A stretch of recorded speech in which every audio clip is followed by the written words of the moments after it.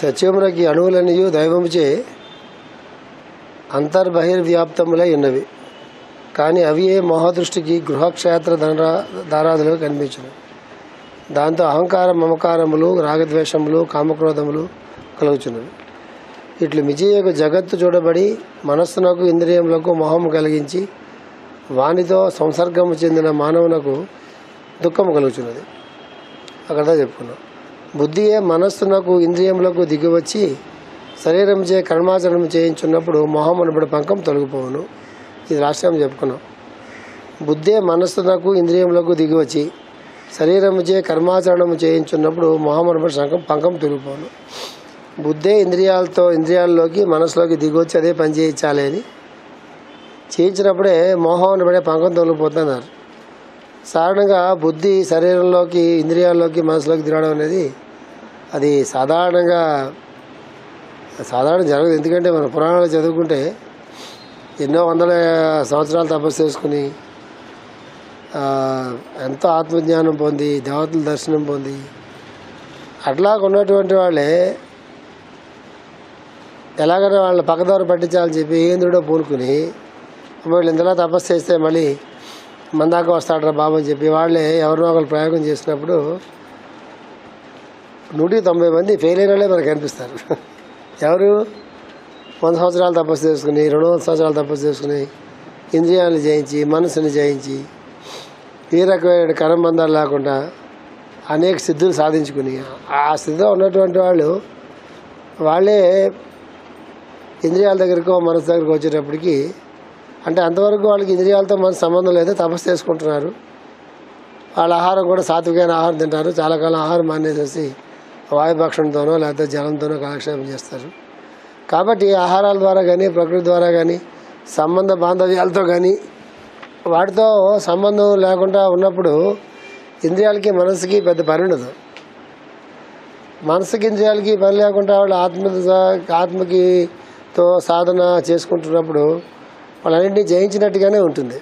ఇప్పుడు మనకి బాగా సిగరెట్లు కాల్చేవాడో లేకపోతే బాగా తాగేవాడు ఉన్నాడు అనుకుందాం. వాడిని పట్టుకుని ఏదైనా ఫారెస్ట్లో పడిచారనుకోండి, అగ్గిపెట్లు సిగరెట్ దొరకలేదు అనుకోండి, మొట్టమొదటి 1 రోజు 2 రోజులు గిలగిల కొట్టుకుంటాడు. ఆ తర్వాత 3వ రోజు ఆ గిలగిల కొట్టుకోవడం తగ్గుతుంది. ఒక 10 రోజులు 15 రోజులు పెట్టారనుకోండి, పెట్టిన తర్వాత వాడికి లేవని మనసుకి ఏం తెలిసిపోయింది, గిలగిల కొట్టుకున్నా చచ్చినా చావకపోయినా ఏమైనా సరే ఇక దొరకమని తెలిసిపోతుంది కదా మనసుకి. తెలిసిపోయిన తర్వాత మనసుకి ఎప్పుడైతే దొరకదు సాధ్యంగా అని తెలిసిపోతుందో గ్రాడ్యువల్గా మనసుకి పైన పుట్టేదానికి అవకాశం లేదు. మనసుకి ఇంద్రియాలు చూడవాలి. వాళ్ళు ఎక్కడి నుంచో సిగరెట్ తాలూకు వాసనో లేదా ఎక్కడో చిన్న మంట కనిపిస్తే అమ్మమ్మ వాడితే మంట కనిపిస్తున్నా అక్కడ సిగరెట్లు దొరుకుతాయేమో అన్నట్టుగా. అసలు మంట లేదు సిగరెట్ లేకపోతే ఏమవుతుంది, 4 రోజులకి 2 నెలలు పోయేటప్పటికి అక్కడ కూడా అక్కర్లా.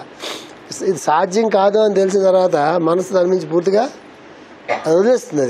అది కోరికలే కాక తినదని తెలితే వదిలేస్తుంది. అది అలాగా ఒక 5 సంవత్సరాలు 4 సంవత్సరాలు 3 సంవత్సరాలు వదిలేశాను అనుకోండి. అలాగే అరణ్యంలో వాడికి మందు లేదు, ఇక్కడ సిగరెట్ లేవు అనుకోండి. వాడికి అవునా ఆ మంచినీళ్ళు తాగుతూ కింద పడే పళ్ళు తింటూ లేకపోతే ఏదో కాయలు తింటూ ఆకులు తింటూ అలవలు తింటూ దాంతో సిస్టమ్ అడ్జస్ట్ అయిపోతుంది. రోగాలు కూడా రావు వాడికి. ఎందుకు మిగతా ఫుడ్ ఏం లేదు కదా, అక్కడ జీర్ణం కానీ ఫుడ్ ఏం లేదు కదా, ప్రకృతిలోంచి ఆహారమే కదా. అప్పుడు వాడికి చూస్తే మనకి ఏమనిపిస్తుంది, సమస్తాన్ని వీడు జయించాడు కదా అనిపిస్తుంది మనకి. ఎప్పుడు తెలుస్తుంది వాడు జయించాడో లేదో, బట్ 3 years 4 years 5 years పోయిన తర్వాత మళ్ళీ వాడిని జనారణ్యంలో పట్టుకొచ్చి వాడు ఎదురుకుంటా ఒక కిళ్ళీ షాప్ కనిపించి అక్కడ సిగరెట్లు తాగుతున్నాడు ఎవడన్నాడు కనిపించి సిగరెట్ పెట్టి కనిపించి ఆ పక్కన ఏదో ఒక బ్రాందీ షాప్ కనిపించి ఆ బ్రాందీ బాటిల్ కనిపించినప్పుడు అప్పుడు తెలుస్తుంది ఏది నిజంగా వీడి ఇంద్రియాలను జయించాడా, నిజంగా వాళ్ళలోంచి ఆ మోహం అనేటటువంటి కోరిక అనేది పోయిందా పోలేదా, అది ఎప్పుడు తెలుస్తుంది. మళ్ళీ ఆ పరిస్థితులు కల్పించబడినప్పుడు అప్పుడు తెలుస్తుంది. అంతవరకు అందరూ అన్నీ జయించినట్టుగానే ఉంటుంది దానికి. లేకపోతే ఏమవుతుంది, పచ్చిమ పెట్టాలనుకోండి, హాస్పిటల్లో పెడతారనుకోండి, అదేం పెట్టట్లేదు అనుకోండి, ఆ పచ్చిమ తిన్నంతసేపు పడి కొంతకాలం 2 రోజులు గింజుకుంటాడు. తర్వాత ఆ పచ్చిమ అలవాటు పడిపోయి చివరికి ఏ పరిస్థితి వస్తుంది తెలుసా, అంటే మీకు అనుభవం లేదనుకుంటా, ఎప్పుడు నా అనుభవం ఎంతో మీకు తెలుస్తుంది. నేను పాలఘాట్ వెళ్ళా 10 రోజులు. ఆడు వాడికి ఉదయం గింజానో పెడతాడు, పొద్దుటే ఓ ప్రథమ గింజానో పెడతాడు. ఆ గింజ వల్ల ఏం చేస్తాడు, ఏదో ఉసిరికాయ దాన్ని శుభ్రంగా ఇది ఉడకబెట్టేసేసి అది నంచుకోవడానికి పెడతాడు. మొట్టమొదటి రోజుకి పెట్టడం, మొట్టమొదటి రోజు ఏమో ఏంట్రా బాబు కారణం అనిపిస్తుంది, రెండో రోజు అయిపోద్ది, మూడో రోజు, నాలుగో రోజు ఏదో పెట్టరా బాబు గింజ అన్న చాలరా అనిపిస్తుంది. అక్కడ ఉన్నంతసేపు అద్భుతంగా మనకి పోయేటప్పటికి ఏది పెట్టని తెలుసు కదా, ఆ గింజనే పెడతాడు. చారు నీళ్ళలో మజ్జిగ కలుపుతాడు, మజ్జిగలో నీళ్ళు కలపడం కాదు, నీళ్ళలో దాంట్లో పసుపు కలుపుతాడు, దాన్ని పెడతాడు. ఇది మజ్జిగి తాగి వండిస్తాడు, దాంట్లో కలుపుకోవాలి. 10 రోజులు ఉండాలనుకోండి, మన 3 వీక్స్ ఉండాలనుకోండి, మనం ఉండాలనుకున్నప్పుడు ఆ 3 వీక్స్ మైండ్ ఒక 1 వీక్ పోయేటప్పటికి అడ్జస్ట్ అయిపోయి ఆ గింజను ఏదో ఒకటి పెడితే బాగుంటాం, పొట్ట మాడిపోతుంది అనిపిస్తుంది. అదే అమృతంలాగా అనిపిస్తుంది. వాడే చెప్తాడు వెళ్ళిపోతూ ఇలాగే రోజు కంటిన్యూ ఆరోగ్యంగా ఉంటామని చెప్తాడు. వాడికి తెలుసు, మనకి తెలుసు ఏది మనం ఇలా ఉండమని వాడికి తెలుసు, మనకి ఇంటికి రాగానే దానిలో భయపెట్టి పంపుతాడు. ఏదని నువ్వు కానీ తిన్నావంటే అంటే పోతావు, నువ్వు వామిటింగ్స్ పోతుంటే భయపెడతాడు. దాని ఎయిర్పోర్ట్కి వస్తాం, పొద్దుట ఆకలి మండిపోతుంటుంది, రాగానే ఎదుగుడు ఇడ్లీ వడ దోశ అన్నీ కనిపిస్తాయి. ఆడు భయపడతాడు కదా, ఆ భయంగా ఇడ్లీ తిని ఇంటికి వస్తాం. ఎన్ని రోజులు భయపడతాం, ఒక రోజు భయపడతాం, 2 రోజులు భయపడతాం, 3 రోజులు చేయవద్దే. సో అందుకే పెద్దలు ఏం చెప్తారంటే మోహం ఇలాంటివన్నీ కోపం కానీ మోహాలు కానీ కోరికలు కానీ అవి మనల్ని వదిలిపెట్టి పోవాలి తప్ప మనం వాటిని వదిలిపెట్టడం చాలా కష్టం. మనం వాటిని వదిలిపెట్టడం అంటే ఏంటంటే పరిస్థితులు బాగాలేక, పరిస్థితులు అనుకూలించక, పరిస్థితులు మనకి కుదరక, గత్యంతరం లేక, దిక్కు లేక, అట్లాంటి వాతావరణం లేక, అవకాశాలు లేక, అట్లాంటి పరిస్థితుల్లో వాటిని మనం వదిలిపెట్టినట్టుగా ఒక భ్రమ అనేది మనకు కల్పించబడుతుంది తప్ప వదిలిపెట్టావా లేదా అని తెలియాలంటే మళ్ళా అట్లాంటి పరిస్థితులు కల్పించబడినప్పుడు అప్పుడు కూడా మనస్సు విముఖత చూపించినట్లయితే అది దాన్ని జయించినట్టు. అందుకే పెద్దలు ఏం చెప్తారంటే మనం వాటిని వదిలిపెట్టడం చాలా కష్టం, అవి మనల్ని వదిలిపెట్టాలి. ఎట్లా మనల్ని వదిలిపెడతాయంటే ఏవైతే మనకు రుచిగా అనిపిస్తున్నాయో, ఏవైతే నజరుగా అనిపిస్తున్నాయో, ఏవైతే బాగా అందంగా కనిపిస్తున్నాయో, కంటికి చెవులకి విప్పుగా అనిపిస్తున్నాయో, నాలుగుకి రుచిగా అనిపిస్తున్నాయో, శరీరానికి స్పర్శగా అనిపిస్తున్నాయో, ఇవే కదా మనకి అనిపించే వాటికన్నా ఉత్తమమైన వాటి పక్క మనస్సు పెట్టినట్లయితే అందులో ఒకసారి మనసు ఆ రుచిని తెలుసుకున్నప్పుడు అప్పుడు ఇవి డ్రాప్ అవడానికి అవకాశం ఉంటుందా అని చెప్తారు. అక్కడ దాకా వెళ్ళాక మనం అక్కడ దాకా ఎందుకు గట్టిగా ఒక 15 రోజులు చాలా ఇదే ఇప్పుడు చెప్పిన ఎగ్జాంపుల్ చెప్పడానికి తిన్నాం అనుకోండి, ఆ 15 రోజులు ఆరోగ్యం చాలా బాగుంటుంది. సరిగ్గా ఏ శ్రావణ మాసం ఏదో వస్తుంది, పెళ్లి మూతాలు ఏవో వస్తాయి. అక్కడ దాకా వెళ్ళిన తర్వాత గుమ్మగుమ్మలాడుతూ రంగురంగులతో పెద్ద పెద్ద ప్లేట్లలో కనిపిస్తాయి. ఈ 15 రోజులు 4 రోజులు చెప్పడాన్ని అంతా తిన్న తర్వాత అక్కడ దాకా వెళ్ళిన తర్వాత కొంచెం తిన్నా, ఒకసారి కూడా తినకపోతే తింటే ఏమైపోతుందిలే, అసలు పొద్దున ఇలాగే మనం తింటూ కూర్చుంటే వేరే ఊర్లు వెళ్తే తినాల్సి వస్తే ఇలా రకరకాల లాజిక్లు వచ్చేసేసి తినవా అక్కడ కూడా తిన్నవాళ్ళు ఎవరన్నా ఉంటే వాడికి నిజమైన యోగం అంటుకుంటుంది. అందువల్ల సపరేషన్స్ లాభం లేదు, అనిపించడం కూడా లాభం లేదు. సపరేషన్స్ అంటే ఊరికి కుక్కోవడం లాభం లేదు. అలా అనిపించేస్తే పోతుందంటే అదిగా పెరుగుతూ ఉంటుంది. అగ్నిలో నెయ్యి వేస్తే ఏమవుతుందో అవి పెరుగుతూ ఉంటాయి. సప్రెస్ చేసిన ముఖం కనిపించిపోతూ ఉంటుంది, ముఖంలో వెలుగు కనిపిస్తుంది, తెలిసిపోతుంది, ఎదురుకుంటే స్పష్టంగా తెలిసిపోతూ ఉంటుంది. వాడి ముఖంలో ఆ గ్లో ఉండదు. వాడు ఎన్ని యజ్ఞాలు చేయనియండి, దానాలు చేయనియండి, తపస్సులు ఏం చేయనియండి, ఆ ముఖంలో కనిపించాల్సిన గ్లో తెలిసిపోతుంది అవతలకి. ఎవరైనా మాస్టర్ దగ్గరికి ఎవరు తీసుకెళ్ళి వచ్చేవారు, ఎవరు వచ్చేవాళ్ళు, సార్ మాస్టర్ గారితో ఒకసారి మాట్లాడించండి అన్నారు. మరి అలాగే రండి అండి. ఈ లోపల ఆయన ఎవరితో మాట్లాడుతున్నారు, పక్కన కూర్చోబెట్టి సార్ మీరు ఏం చేస్తారు అండి అంటే 2 పూట్ల నేను సీఏ గారు ప్రేర్ చేస్తానండి అనగానే మా చిన్న వయసులో 2 పూట్ల చేస్తారనగానే నాకు చాలా గొప్పగా అనిపిస్తుంది కదా, చావడం కుదరదు కదా. 2 పూట్ల చేస్తానండి. మాస్టర్ గారు లిటరేచర్ బాగా చదువుకున్నానండి, అసలు నాకు చాలా అనుభవాలు ఉన్నాయండి. అసలు మొట్టమొదటి నేను భాగవతం రామాయణం బాగా చదువుకున్నానండి. ఎంతోమంది మహాత్ముల్ని ఆశ్రమాల్లో కలిశానండి. అంతా అయిన తర్వాత చాలా కాలం పోయిన తర్వాత నాకు నా అదృష్టం బాగుండి నాకు ఎవరో మాస్టర్ గారు ప్రేయర్ పరిచయం చేస్తారండి. అప్పటి నుంచి మాస్టర్ గారి ప్రేయర్లోకి వచ్చిన తర్వాత అన్ని సమస్తం అంతా మారిపోయిందని చెప్తున్నా. మనకి ఆ చిన్న వయసులో ఏం వస్తుంది, అమ్మో అమ్మో అమ్మో అమ్మో అమ్మో అమ్మో ఇలాంటి ఆయన మాస్టర్ గారిని కలవడానికి వచ్చారా, ఇక మాస్టర్ గారి జన్మదినం అయిందన్నట్టుగా అనిపించేది చిన్నప్పుడు. అంత అయిన తర్వాత మాస్టర్ గారు ఆయన గంట కూర్చోబెట్టారు పైన. ఆయన లోపల వెళ్ళిపోయేవాడు. వెళ్ళిపోగానే లోపల మాస్టర్ పిల్లమంటారా అంటే ఒరే కాఫీ తాగి పిలుద్దాం కానీ కిందకి వెళ్ళి కాఫీ పట్టాలి. కిందకి వచ్చిన తర్వాత కిందకి వెళ్ళిన తర్వాత లక్ష్మణ్ గారు కాఫీ ఇమ్మన్నారంటే ఆవిడ నిమిదికి వెళ్ళి పెట్టి క్యాష్ అది పోసి ఫిల్టర్ అది పెట్టి కాఫీ పెట్టేసి కాఫీ తాగిన తర్వాత ఏంట్రా ఏంటి సంగతులు అనేవారు. మాస్టర్ ఎవరో పైన వెయిట్ చేస్తున్నా అంటే పర్లేదు వెయిట్ చేస్తాడు ఇవన్నీ అనేవారు. 2 గంటలు కూర్చోబెట్టి ఎప్పుడైనా ఇద్దరు ఎప్పుడు కలిసి ఉండరు. కూర్చొంతా వచ్చేవారు. ఏంటి బాగున్నారా, ఏంటి ఏ పని మీద వచ్చారు సార్ మాట తెలిసిపోద్ది. అసలు ఆ పలకింపులో మాట తెలిసిపోద్ది మనకి. ఏమంటే ఏ పని మీద వచ్చారు అంటే ఆయన ఏ పని మీద వచ్చారు పాప ఆయన సాధన చేసుకున్నాడు. మాస్టర్ గారు అంటే నువ్వు పని చూసుకోరా ఆయన మన ఇంట్రడ్యూస్ ఆయన చేయనివారు. లేదా వాళ్ళు మొత్తం చెప్తాం కదా అంతా వాడి గురించి అనుకుంటుంది. అంతా అయిపోయిన తర్వాత బాగుంది ప్రేయర్ చేసుకున్నారా, చేసుకోండి బాగుంటుంది ఇంకా అంటారు. అంటే కట్ చేస్తారనమాట. ఆయన చేసిన తర్వాత ఇలా ఉంది చాలా బాగుంది భారతాలే బాగా చదువుకుందాం అన్నమాట. ఇంకా అంటే అర్థం ఏంటి, ఎంతసేపు మాట్లాడతాడు, ఒక 10 నిమిషాలు పోయిన తర్వాత బాగుంది అయితే చాలా బాగుంది మాస్టర్ బాగుంది ఇక నేను నాకు లెక్చర్ టైం అవుతుంది కొంచెం ప్రిపేర్ అవ్వాలి లెక్చర్కి అని చెప్పేసి అంటే పంపించి. మనం ఏంటి ఇంత సాధన చేసుకున్నాడు, 2 పూట్ల ప్రేయర్ చేసుకుంటున్నాడు, మహారామాయణం భారతాలు భాగవతాలు చదువుకున్నాడు, అది ఇది అని తీసుకెళ్తే అయినా తుస్తం అనిపించి 10 నిమిషాలు బయట పంపిస్తాను. అంత అయిపోయిన తర్వాత ఎక్కడ దొరికాడు రావండి ఇక్కడ అంత అయిపోయిన తర్వాత వెళ్ళిపోయిన తర్వాత అదేంటి మాస్టారంటే ఇడే గుడ్ ఫర్ నథింగ్ ఫెయిలరా ఇలాంటి ఎంటర్టైన్ చేయబాకండి. నా పెద్ద అయిన దాకా ఆ మొఖాలు గుర్తుపట్టు నా చేత కాలేదు. ఇప్పుడు నేను కూడా గుర్తుపట్టగలను, ఎందుకంటే తెలిసిపోతుంది వాడు మొఖంలో చూసి తెలిసిపోతుంది.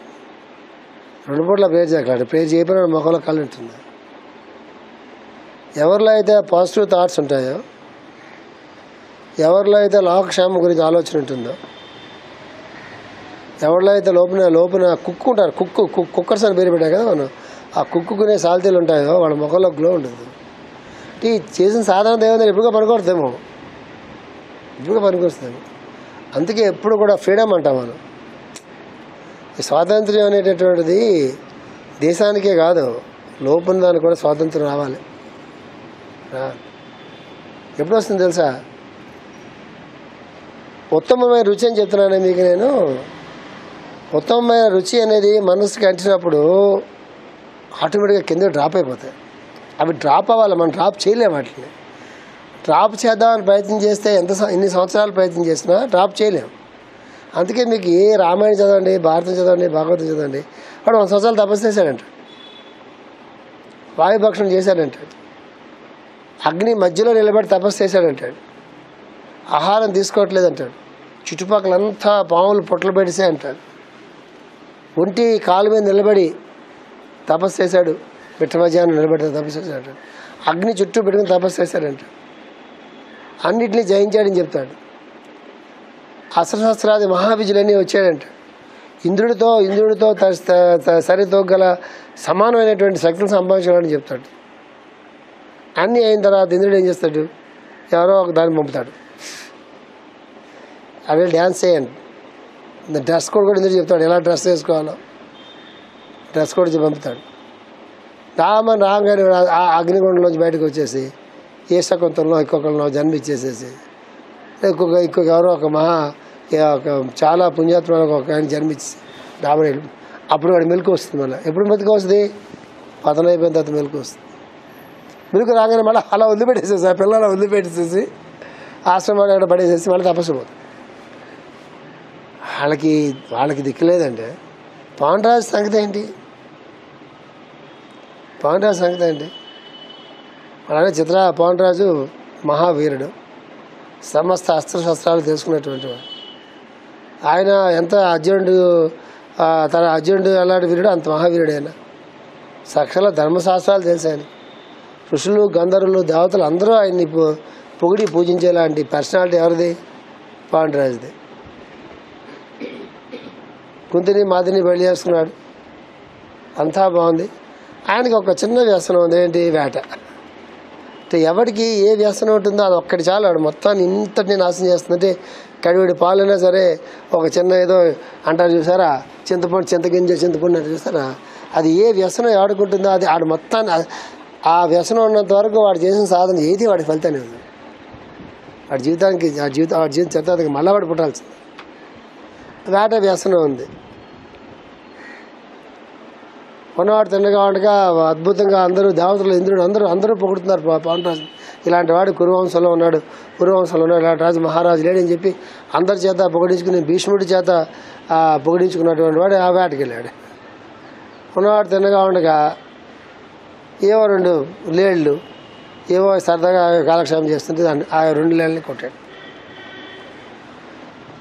ఒక మునుకుమారుడు భార్య భార్యాభర్తలు ఇద్దరు కూడా మునుకుమారుల వేషంలో ఉండి మిగతా రకమైన ప్రణయ కలాపాలకి అది మంచి పద్ధతి కాదు మునుకుమారులుగా ఉంటాయని చెప్పి అనుకుని వాళ్ళిద్దరూ మృగాలుగా మృగం అంటే లేడులుగా ఆ రూపం కామరూపాన్ని లేడు దించి ఇద్దరు కూడా ఏదో వాళ్ళు ప్రణయం చేసుకుంటున్నారు వీడికి కొట్టంగానే వెంటనే ఆ మునుకుమారుడు ఏరా నీకు బుద్ధి ఉందా లేదా నువ్వు ఎలాంటి వాడు ఎన్ని యజ్ఞాలు చేసావు ఎన్ని యాగాలు చేసావు సత్యవ్రతుడు సత్యం పలుకుతావు నువ్వు దేవతలు సంతోషించే యజ్ఞాలన్నీ చూసి ఏడ వంశంలో పుట్టావు నువ్వు ఎంత మంచివాడు నీకు ఈ దుర్బుద్ధి ఎందుకు పుట్టింది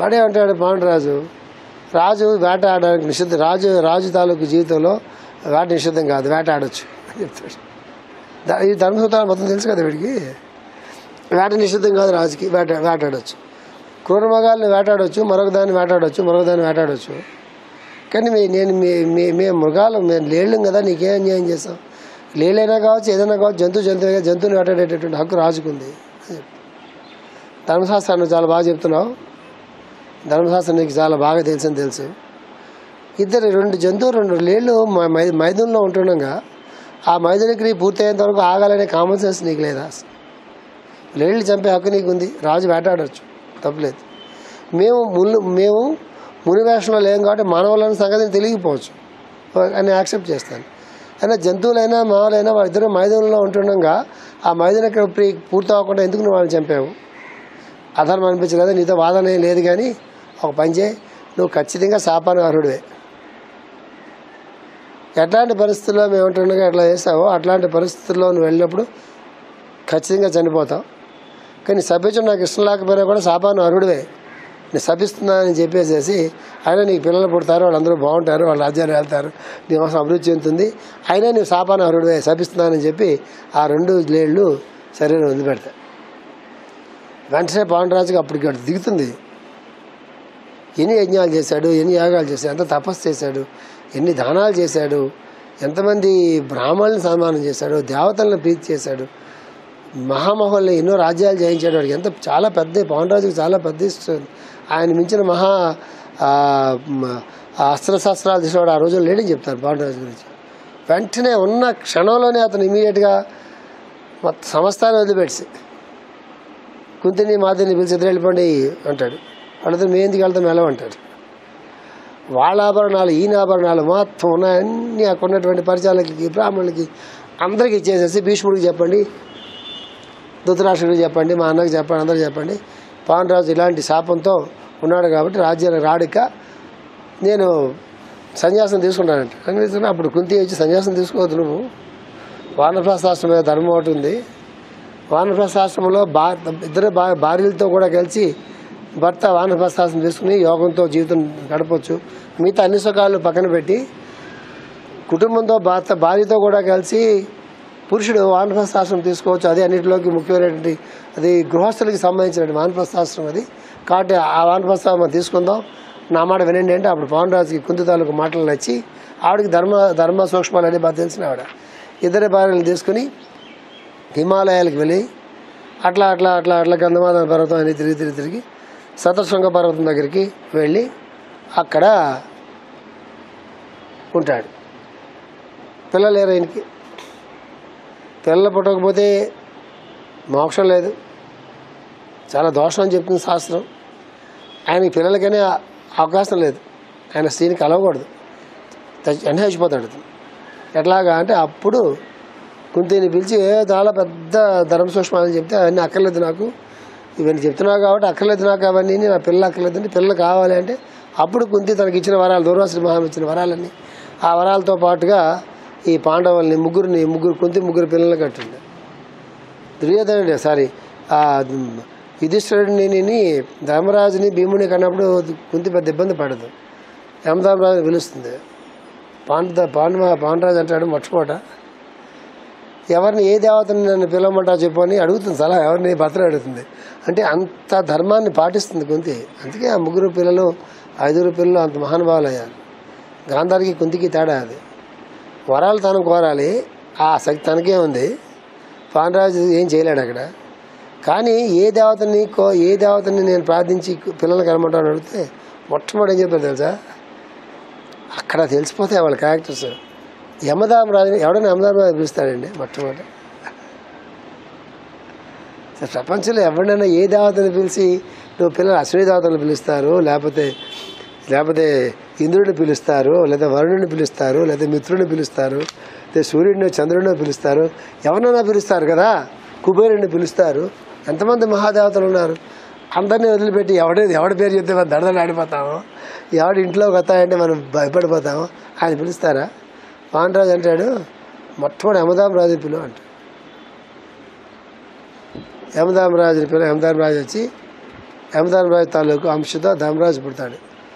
ఎందుకు యమధర్మరాజు పిలువమంటాడు తెలుసా? ఈ ధర్మాలకి, ధర్మ సూక్ష్మాలకి, ధర్మానికి హయ్యెస్ట్ ఎవరు? మనకి పక్షపాతం ఉండదు ఆయన దగ్గర. వీళ్ళ దేవతలు, వీళ్ళ రాక్షసులు, వీళ్ళ మనుషులు, వీళ్ళ యోగులు ఏముండవు ఆయన దగ్గర. ఎవడు ఏది ఆచరిస్తాడో, ఎవడికి ఏ కర్మ ఉందో ఆ కర్మ ఫలితాన్ని యాస్టేజ్కి ఇచ్చి అక్కడ మ్యానిపులేషన్స్ లేకుండా ధర్మాన్ని ధర్మంగా కాపాడగలిగేటటువంటి వాడు ఒక్క యమధర్మరాజు మాత్రమే. ఇక్కడ జరుగుతున్న ప్రక్రియ ఏంటి? ఇక్కడ జరుగుతున్న ప్రక్రియ బాండ్రాజు తన భార్య ద్వారా తన పిల్లలకు అంటలా. తన భార్య ఒక దేవత ద్వారా పిల్లలకు కంటుంది. అధర్మమా ధర్మమా? అది నిర్ణయం ఎవరు చేయాలి? కుంతి చేయకూడదు, పాండరాజు చేయకూడదు. ఎవరు చేయగలరు? యమధర్మరాజు మాత్రమే చేయగలరు. ఆయన మొట్టమొదటి దిగొస్తే ఎస్ ధర్మం. ఇది అధర్మం ఆయన చేయడు కదా. అసలు ఎన్ని ధర్మ సూక్ష్మాలు ఉంటాయి అసలు. అంటే ఇక్కడ ఇది చెప్తాను మీకంటే, ఇక్కడ మెసేజ్ చెప్తున్నారు, బుద్ధియే మనస్సునకు ఇంద్రియములకు దిగివచ్చి శరీరముచే కర్మాచరణము చేయించున్నప్పుడు మోహమనబడు పంకము తొలగిపోవును. అది it is not so easy. బుద్ధి ఇంద్రియాల్లోకి మనసులోకి రావాలంటే ఆ బుద్ధి దేంతో ముడిపెట్టి ఉండాలి? ఆత్మతో ముడిపెట్టుకుని ఉండాలి. ఆత్మ దేంతో ముడిపెట్టుకుని ఉండాలా? ఆ పైన ధర్మంతోనో, మహాధర్మంతోనో, సత్యంతోనో, దేంతోనో ముడిపెట్టుకుంటే అక్కడి నుంచి బుద్ధి దిగొస్తే అప్పుడే మన మనసు ఇంద్రియాలు దాని వశంగా పనిచేస్తాయి. అది చెప్పడం కోసం చెప్తున్నా. అంటే అలాంటి మహానుభావాలు కాబట్టి ఆయనకి ఆలోచన వచ్చింది. యమధర్మరాజుని మొట్టమొదటి పిల్లండి. యమధర్మరాజు యాక్సెప్ట్ చేస్తే మిగతా దేవతలందరూ యాక్సెప్ట్ చేసి తీరాల్సిందే. నెక్స్ట్ వాయుదేవుడు అందరిలోకి బలవంతుడు. స్వర్గంలో, ఇంద్రలోకంలో కూడా అందరి దేవతల్లోకి మొట్టమొదటి ఎవరిని గోలుస్తారంటే వాయుదేవుడు. అందరిలోకి బలవంతుడట. త్వమేవ ప్రత్యక్షం బ్రహ్మాసి త్వామేవ ప్రత్యక్షం. నమస్తే వాయో త్వమేవ ప్రత్యక్షం బ్రహ్మాసి త్వామేవ ప్రత్యక్షం బ్రహ్మ వదిష్యామి. బ్రహ్మవేత్తలందరూ నీవే ప్రత్యక్ష బ్రహ్మ. అలా లేకపోతే మనం బతకలేం కదా. ఒక సెకండ్ బతుకుతాం, ఒక 30 సెకండ్స్ బతుకుతామేమో మహా అయితే. గాలికి పీల్చుకుని ఎన్ని సెకండ్లు ఉండగలం మనం? మహా అయితే గాలి పీల్చుకుని మహా అయితే 30 సెకండ్స్ ఉన్న అప్పటికే కళ్ళు పళ్ళు బయటకు వస్తాయి. 6 సెకండ్స్ కష్టం. అందువల్ల ఆయన పిలిపించి భీముడు పుట్టాడు. నెక్స్ట్ అడిగింది ఎవరిని పిలవమంటారని అడిగింది. నువ్వు పిలవద్దు ఆగమన్నాడు. ఆగమని 1 సంవత్సరం పాటు ఆయన ఇంద్రుడి గురించి తపస్సు చేశాడు. సంవత్సరం పాటు యమధర్మరాజుని పిలవమన్నాడు. వాయుని పిలిచి అన్నాడు, ఇంద్రుడిని పిలవమల్లా నేను చూసుకుంటాను ఆగమన్నాడు. సంవత్సరం పాటు ఆయన తపస్సు చేస్తాడు. వాళ్ళందరికీ 1 year తేడా. ఎవరెవరికి? ధర్మరాజుకి కన్నా 1 year, భీముడి కన్నా 1 year తేడా. వాళ్ళందరూ ఏజ్లో భీముడు పుట్టగానే ఆడు పుడతాడు, ఎవడు వీడి ఫ్రెండ్ దుర్యోధనుడు పుడతాడు. ఇద్దరు కూడా ఇంచుమించు ఒకే టైంలో పుడతారు ఇద్దరు కూడా. వానీరే తపస్సు చేసి మళ్ళా పవన్ రాజు మళ్ళీ తపస్సు చేసి ఇంద్రుడిని ప్రసన్నం చేసుకుని అప్పుడు కుంతిని పిలిచి ఇప్పుడు ఇంద్రుడిని ఆహ్వానించి అప్పుడు అర్జునుడు పుడతాడు. అర్జునుడికి ఉన్న స్పెషాలిటీ అది మహాభారతం. మిగతా ఎవరికి ఆయన అంత టైం తీసుకోవాలి. కుంతిని పిలిచాను నువ్వు పని, కానీ మాతృ కూడా నువ్వే చెప్పు, ఆ మంత్రం చెప్పు, మాతృ కూడా పిల్లలు కంటే ఆవిడ పిల్లలు లేరు కదంట. అర్జునుడి గురించి అట్లా కాదు. అర్జునుడు పుట్టంగానే మొత్తం దేవతలు వాళ్ళు వాళ్ళు మొత్తం అందరూ దిగొచ్చి ఎంత అవుతాడు. పాశుపతి శివుడు ఇస్తాడు, ఈయనకి శివుడికి తపస్సు చేస్తాడు, ఆ లోకంలోకి వెళ్ళి తపస్సు చేస్తాడు, ఈ లోకంలో తపస్సు చేస్తాడు, మొత్తం హిస్టరీ అంతా చెప్పేసి వెళ్ళిపోతాడు. అర్జునుడికి ఉండేటటువంటి స్పెషాలిటీ అది. ఈ బుద్ధి పనిచేయడం అంటే అలా ఉంటుంది. అందుకే ఎప్పుడు కూడా యజ్ఞంతో కానీ వాటితో కానీ, అందుకే మనకి మాస్టర్ గారి టీచింగ్స్లో ఎప్పుడు ఎంత మాస్టర్ అన్ని టీచింగ్స్లో కూడా ఏదైనా పని చేసినప్పుడు ఎక్స్పెక్ట్ చేసి పని చేయొద్దు అంటారు. ఇది శ్రీకృష్ణుడి భగవద్గీతకి మూల సూత్రం అది. పని చేయడానికి నీకు అధికారం ఉంది కానీ దాని ఫలితం కూడా అధికారం లేదు. అది చాలా సైంటిఫిక్ టీచింగ్ అది. స్పిరిచువాలిటీని మనం ఒక సైన్స్గా తీసుకుంటే అది చాలా ఒక సైంటిఫిక్ టీచింగ్ లాంటిది. ఇప్పుడు ఏదైనా చేసిన ప్రతి పనికి, చేసిన ప్రతి పూజకి, చేసిన ప్రతి ప్రేయర్కి, చేసిన ప్రతి ధ్యానానికి, ప్రాణాయామానికి ఏ పని చేసినా అది ఒక కోరికతో మనం చేసినప్పుడు ఖచ్చితంగా ఆ కోరిక ప్రతిరోజు బలపడుతూ ఉంటుంది. అందుకే విష్ణు సహస్రనామాల ఆటల్లో మెసేజ్ చదివించేటప్పుడు ఫలశ్రుతి మెసేజ్ చదవనివ్వరు. ఎందుకు? ప్రతి ప్రేయర్ వెనక, ప్రతి పూజ వెనక, ప్రతి యజ్ఞం వెనక, ప్రతి సత్కర్మ వెనక, ప్రతి ఏ కర్మైన వెనకైనా సరే మనకు ఖచ్చితంగా మనం తెలియకుండా అక్కడ మనకు ఒక కోరిక ఉంటుంది.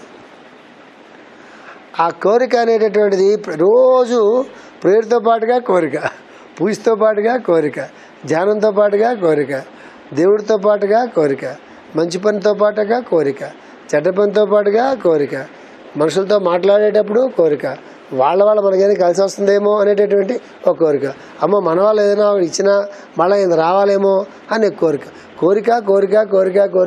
ప్రతిరోజు దాంతో పాటుగా. అంటే పాండవులతో పాటు కౌరవులు కూడా అంతలా పెరిగారు. కురుక్షేత్రం జరిగింది చివరిలో. అంటే లైట్ ఉన్నంతసేపు ఎలాగైతే షాడో పక్కన నిన్న నీడ ఎలాగైతే ఉంటుందో, సర్మాగులు ఉన్నంతకాలం దుష్టులు ఉంటూనే ఉంటారు. వాళ్ళు కూడా పెరుగుతూనే ఉంటారు. మనం ఎంత పెరిగితే వాళ్ళంత పెరుగుతారు, మనం ఎంత పెరిగితే వాడంత పెరుగుతూ ఉంటాడు. పైనుంచి ఒకసారి నరికేయండి అన్నాడు శ్రీకృష్ణుడు. ఎన్ని సంవత్సరాలు ఆగుతారు కదా పైనుంచి. ఎప్పుడో ఒకప్పుడు మనం ఈ దొడ్డు ఉంటుందండి, అంత మన కాంపౌండ్ ఉందండి, రోజు మనం క్లీన్, ఇప్పుడు ఎదురుకుండా క్లీన్ చేస్తాడు, వెనకాల క్లీన్ చేయలేం కదా. అలాగే పిచ్చి మొక్కలు అలా పెరిగిపోయి, పిచ్చి మొక్క ధర పాములు ఏదో తేళ్ళు అన్నీ ఇలా ఉంటాయండి. చూసి మనం ఏం చేస్తాం, ఒకసారి 10 మంది మనుషులు పెట్టి మొత్తం నరికి పారేయండి రాను, మొత్తం తగలెట్టేయండి రా అంట. అలా అన్నీ వేసేస్తాం, పెట్టి మళ్ళీ క్లీన్గా చేస్తాం. మళ్ళీ పిచ్చి మొక్కలు మొలుతాయి, మళ్ళా ఖచ్చితంగా మొలుస్తాయి. మనలో అయినా అంతే, బయటన్నా అంతే. మనలో అయినా పిచ్చి మొక్కలు మొలుస్తూనే ఉంటాయి, బయట కూడా పిచ్చి మొక్కలు మొలుస్తూ ఉంటాయి. మీరు మంచిగా ఉన్నంత మాత్రాన పిచ్చి మొక్కలు మొలవని రూల్ ఏమీ లేదు. పిచ్చి మొక్కలు మొలటం అనేది అది ప్రకృతి ధర్మం. అది పీక్కుంటూ ఏరుకుంటూ ఉండాలి. అది యోగానికి. యోగం అంటే తెచ్చుకోవడానికి యోగం కాదు. యోగం అంటే ఉన్నట్లు పీక్కోవడమే. అవి ఇవి ఏ కలుపు మొక్కలు పీకితే ఉన్న మొక్క బాగా పెరుగుతుంది. కలుపు మొక్క ఉన్న చెట్లు చాలా నరకుండా ఉంటే చాలు, కొత్తగా ఏకర్లా. భూగోళం మీద ఇప్పటికైనా ఉన్న చెట్లు నుంచితే చాలు, వాళ్ళు కొత్తగా మొక్కలు ఏకర్లా. ఉన్న చెట్లు నరికే కొత్త మొక్కలు వేయాల్సి వస్తుంది. పుణ్యకర్మలు అంటే అర్థం ఏంటంటే పాపకర్మలు చేసాక పుణ్యకర్మలు చేయాలి, పాపకర్మలు చేయాలంటే పుణ్యకర్మం చేయాల్సిన అవసరం లేదు. ఇప్పుడు గాలిని స్వచ్ఛంగా ఉంచామనుకోండి, యజ్ఞాలు ఎందుకండి? యజ్ఞాలు ఎందుకు? యజ్ఞాలు చేస్తున్నాడు పర్పస్ ఏంటంటే ప్రకృతి అంతా కూడా, ప్రకృతిలో ఉండే వాయువులో ఉండే కాలుష్యాలు అవి పోవాలని, మేఘాలు అవి కట్టుకోవాలని ఇదంతా పెద్ద ప్రోగ్రాం ఉంటుంది. ఉత్తనే యజ్ఞాలు చేస్తారండి, అరణ్యాల్లో కూర్చుని పనిపాటు లాగుంటా. యజ్ఞాలతో వాళ్ళు నిజంగా ఋషులకు పనే ఉండదు. ఎప్పుడు తపస్సు చేసుకుని ఉంటారు వాడు. వాడికి యజ్ఞాలతో పని ఉంటుంది, నా ముఖం పనే ఉంటుంది వాడికి. ఎవడన్నా వాడు తన్నిస్తే అన్నదానం అవసరమా? వీడు దోచుకోకుండా ఒకడే మొత్తం తినేయకుండా ఎవడన్నా నాడు తినేస్తున్నారు అనుకోండి, తింటే అన్నదానం అవసరమా? అవసరం లేదు కదా. ఏది అక్కర్లేదు నిజానికి. దుష్కర్మలు చేస్తేనే సత్కర్మలు చేయాల్సి వస్తుంది. దుష్కర్మలు అందుకే శ్రీకృష్ణుడు నేను ఏం చేయనంటాడు. దాంట్లో చాలా మీనింగ్ ఉంటుంది. నాకేం చేయాల్సిన అవసరం లేదంటాడు ఆయన. ఎందువల్ల ఆయన దుష్కర్మ చేయలేక సత్కర్మ చేయగల. సత్కర్మ దుష్కర్మ అనేది మనం చేసుకుంటున్నాం. బట్టలు మురుగు కొట్టించుకున్నా ఉతుక్కోవాలా? బట్టలు మురుగు కొట్టించుకోవాలి, ఎందుకు ఉతుక్కోవడం? మురుగు కొడతాయి, పని చేసిన మురుగు కొట్టవా? కొడితే ఉతుక్కోవాలా? ఆ సత్కర్మ దుష్కర్మ ఏం లేదు, మన సదుపాయమే అది. మరి పెద్ద పేరు పెట్టకల్లా, అర్థమవుతుందా? అందువల్ల ఆ బుద్ధి అంటే అది. పాండరాజు ఇలాంటి పాండరాజు 3 కొడుకులు కన్నాడు. మాదిరి వెళ్ళింది, వెళ్ళి మరి నాకు సంగతి ఏంటని అడిగింది. పెద్ద అంతకంత మనం ఎక్కలేదు కానీ కుంతిని పిలిచి ఆమె కూడా అన్నాడు, సరే కానీ మంది 2 పిల్లలు. ఇంకా పిల్లలు అంటే నీకు బుద్ధి లేదు అంది కుంతి. మనకి కుంతి చాలా స్ట్రాంగ్ క్యారెక్టర్. కృష్ణుడు మేనత్తాయి, వీడి బొడ్డుగాడు, మంచిగా కూడా కృష్ణ ఆ జీన్స్ ఎక్కడ పోతాయి? కృష్ణుడు మేనత్తా ఆవిడే. కుంతి అంది, నీకు బుద్ధి ఉందా లేదా? అసలు ఈ సంతానం కంఠం అనేదే ఆపద్ధర్మంగా ఆ ధర్మశాస్త్రంలో ఉండేటటువంటి ఎక్సెప్షనల్ రూల్స్ ఉపయోగించుకొని ఆ దేవతల అనుగ్రహంతో పిల్లలకి అన్నాను. 3 కన్నా కనడానికి వీలేదు. ఆధారం అవుతుంది. తెలియదా నీకంటే? పొరపాటైంది పాండ్రాజు మాది 2 పిల్లలు చాలు, వాళ్ళకి కూడా సరిపోతుంది, ఆవిడ కూడా సరిపోతుంది. ఇక చెబుతుంది, ఆవిడకి ఎక్కువ పిల్లలు పుడితే ఆ పిల్లలు నా పిల్లల మీద దండయాత్ర చేస్తారేమో, మాదిరి ఎక్కువ పిల్లలు పుడితే. కొంచెం చాలా తెలివైంది. 2 పిల్లలు చాలు. ఓటింగ్లో మరి ఓటింగ్ పెడతాం. ఓటింగ్ పెడితే ఏముండాలా? ఓటింగ్లో బేస్ సంఖ్య పెడతాం. 3 మామూలు పెట్టుకుంటాం, 2 పాయింట్లు పెడతాం. పాయింట్లు అంటే ఏంటి? తేడా వస్తే అని ఆలోచిస్తాం. తేడా వస్తే 2 ఓట్లే ఉంటాయి అక్కడ, మన వాళ్ళకి ఎన్ని ఓట్లు ఉంటాయి అక్కడ? 3. అందుకే బేస్ సంఖ్య పెడతారు ఆర్గనైజేషన్లో, అడ్మినిస్ట్రేషన్లో సరి సంఖ్య పెట్టరు. అందుకే కుంతి ఏమని తెలుసా? 3 పిల్లలు ఎక్కడ 2 అక్కడ 2 చాలు, నా అనుగ్రహంతో పుట్టినవాళ్ళే కదా వాళ్ళు. ఆ మంత్రం నేను చెప్పిందే కదా, 2 పిల్లలు చాలు, ఇక్కడ 3 ఉన్నారు, చాలు. ఎప్పటికీ ఆ పిల్లవాళ్ళు ఈ పిల్లలకి ఎప్పటికీ ప్రాబ్లం రాదని చెప్తుంది. అంటే మరి క్షత్రియ ఫ్యామిలీస్లో అవి కూడా ఉండాలి. ఏదో రాజ్యాల్లో నడపలేరు కదా, అయిపోతుంది. అయిపోయిన తర్వాత కుంతికి ఋషులు అందరూ వస్తారు. పాండురాజుకి పిల్లలు పుట్టారు. అది చెప్పగానే ఋషులందరూ పెద్దవాళ్ళు అందరూ, సిద్ధులు గంధర్వులు అందరూ చూడడానికి వస్తుంటారు. ఇదంతా దేవతాంశంలో పుట్టారు కదా. అర్జునుడు వాళ్ళందరూ మా సామాయిల నకులుడు సహదేవుడు ప్రపంచం అంతా సమ్మోహపడేటటువంటి అందమైన వాళ్ళు అడుగుతారు. చాలా అందమైన వాళ్ళు. మా 5గురిలో మోస్ట్ బ్యూటిఫుల్ వాళ్ళు 2. ఎవరు? ఆ లక్ష్మీ దేవతల పిల్లలు. మా కుంతి అంటుంది, మాది తెలివైంది, నేను 3 సార్లు 3 పిల్లల కంటే మంత్రం చెప్తే అశ్విని దేవతలు పిలిచింది, ఒకేసారి 2 పిల్లలకి అంది. మళ్ళీ ఇంకో మంత్రం చెప్తే 2 కంటది. అది చాలా తెలివైంది మాదిరి. నేను 3 సంవత్సరాలు 3 పిల్లలకి అన్నా. నేను మంత్రం చెప్తే ఒకసారి 2 పిలిచింది. ఎవరిని పిలిచింది? అశ్విని దేవతలను పిలిచింది. వాళ్ళు అశ్విని దేవతలు అందంగా ఉంటారు, వాళ్ళు పిలిచింది. వాళ్ళు ఏం చేసి ఇద్దరు అశ్విని దేవతలు 2 పిల్లలు ఇచ్చారు. అంటే 1 shot 2 birds అన్నట్టుగా ఒక్కరికి 2 పిల్లలు పుట్టారు. మళ్ళీ ఒక మంత్రం చెప్తే 3 పిలుస్తుందేమో. నేను ఇవ్వను పంపండి. చదివా ఎప్పుడైనా భారతంలో? ఇవన్నీ ఎక్కడ చదువుతావు? ఇవన్నీ ఈ ధర్మ సూక్ష్మాల్లో పై చదువుతావు. అందువల్ల ఒప్పుకోదు. అందరూ వస్తుంటే పెద్ద అది లెక్క. మీకు గుర్తుపెట్టుకోండి, సత్పురుషులు ఉన్న చోట, దేవతా అనుగ్రహం ఉన్న చోట ఎప్పుడు అట్లా ఉంటుంది. అందుకే రూల్ ఏంటి తెలుసా? ఇంట్లో ప్రతిరోజు తప్పనిసరిగా ఎంత పనున్నా ఏం చేసినా కూడా లక్ష్మీ అష్టోత్తరం, కృష్ణాష్టోత్తరం చదువుకోవాలి. కృష్ణాష్టోత్తరం అయితే 2 నిమిషాలు పడతాయి అనుకుంటే అలా వదిలిపోయింది సిలబస్ వేరు. లక్ష్మీ అష్టోత్తరం, కృష్ణాష్టోత్తరం ఇంటి ఇల్లాలి ముఖ్యంగా. అడగాడిదిలాగా మగాళ్ళు చదువుతారు మన ఫ్యామిలీస్లో. అడగాడిదిలాగా కాదనుకోండి, మగాళ్ళు చేత తప్పలేదు, కానీ అది ఆడవాళ్ళు చేసింది కార్యక్రమం. అది ఒక ఇల్లు బాగుండాలంటే ఇంటి ఇల్లాలు మీద ఆధారపడి ఉంటుంది. రోడ్డు మీద తిరుగుతాయి వీళ్ళు ఏం చదివినా పెద్ద దేవతలే సంతోషించరు. మనం చదువుతాం, వాళ్ళు చదవకపోతే మనం కూడా చదువుతాం అని చదువుతాం, కానీ ఇంట్లో ఆడవాళ్ళు చదవాలి. ఎన్ని పనులున్నా సరే లక్ష్మీ అష్టోత్తరం, కృష్ణ అష్టోత్తరం చదవాలి, దీపం పెట్టాలి, ఖచ్చితంగా నైవేద్యం పెట్టాలి.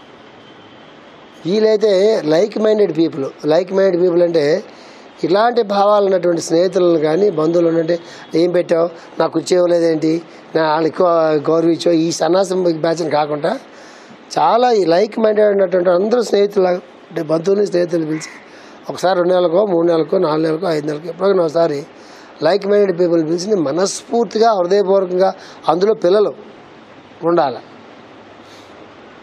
ఒక వయసు పిల్లలు ఉండాలి, బాగా ఎంజాయ్ చేయగల పిల్లలు ఉండాలి చక్కగా. అలాంటి వాతావరణం ఎప్పుడూ కూడా ఉత్తమమైనటువంటి శక్తులకి, ఉత్తమమైన ఫైన్ ఎనర్జీస్ అంటామే వాటికి అవి చాలా అనుకూలంగా ఉంటాయి.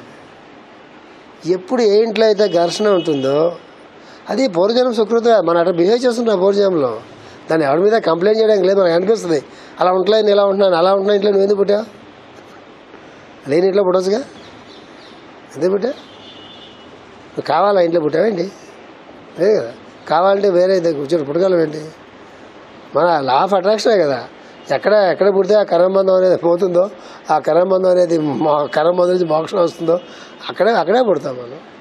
స్నేహితులైనా, బంధువులైనా, ఆర్గనైజేషన్లైనా, దేశాలైనా, అప్పులైనా, రోగాలైనా, రుచులైనా, ఏదైనా ఎవడు ఎక్కడ అనిపించి అక్కడే పుడతాడు వాడు. దాన్ని వీలైనంత వేగంగా బుద్ధిమంతులు ఏం చేస్తాడంటే వీలైనంత వేగంగా పూర్తి చేసుకుందామని ప్రయత్నం చేస్తాడు. పూర్తి చేసుకునే క్రమంలో కొత్తవి యాడ్ చేసుకోడు. తెలివైనాడు బుద్ధిమంతుడు లక్షణం తెలుసా, ఆ పూర్తి చేసిన క్రమంలో కొత్తవి యాడ్ చేసుకోడు. బుద్ధిమంతుడు కాకపోతే మళ్ళీ కొత్తవి యాడ్ చేసుకుంటాడు. అన్నిటికీ ఒకటే ఇంగ్లీష్లో ఒకే వాడు కంప్లైంట్.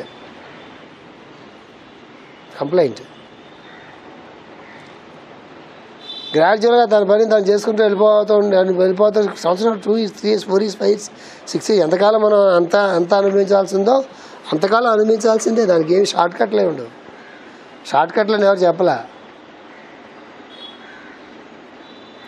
మాస్టర్ గారు శ్రీ గారు ఏం చెప్పారు, ఎవరైతే నా యోగంలో ఉంటారో ప్రతిరోజు 2 పూట్ల ప్రేయర్ చేసుకుంటారు, వాళ్ళు తగ్గించడానికి లేదు, వాళ్ళని ఎగ్గొట్టి పోస్ట్పోన్ చేయడానికి లేదు, పూర్తిగా తీయడానికి లేదు.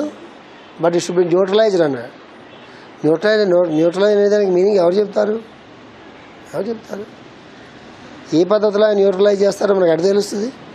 మనకు వచ్చిన బాధలన్నీ ఆయన న్యూట్రలైజ్ చేస్తున్నారని అని చెప్పి మనకు తెలియకుండా ఆయన అకౌంట్లో మనం దోస్తాం అనుకుంటాం. మనకి ఏదో బాధలు వచ్చాయనుకోండి, మాస్టర్ గారి మార్గంలో బాధలు తప్పకుండా మాస్టర్ మార్గంలో బాధలు వచ్చాయి నీకు ఎవరు చెప్పారు? మాస్టర్ మార్గంలో నీకు మాస్టర్ వచ్చి చెప్పారా?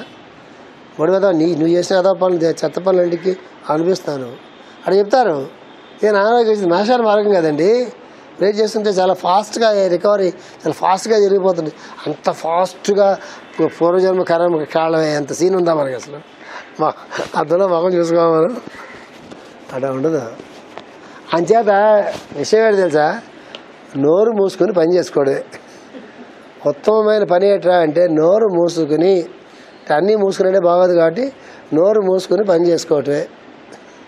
పని చేసుకున్నంతసేపు ఎవరినో ఉద్ధరించుకోవడం కోసం కాదు, నన్ను నేను ఉద్ధరించుకోవడం కోసం. నేను ఉపదేశం వాళ్ళు చదివిపించాను కదా, సత్కర్మ అనేది ఎవరినో ఉద్ధరించడం గురించి కాదు, లోకం గురించి కాదు, ఎవరిని వాడు ఉద్ధరించుకోవడం కోసం చేసుకుంటున్నాం అనుకుంటే దాన్ని మరింత బాధ్యతగా చేసుకుంటాడు.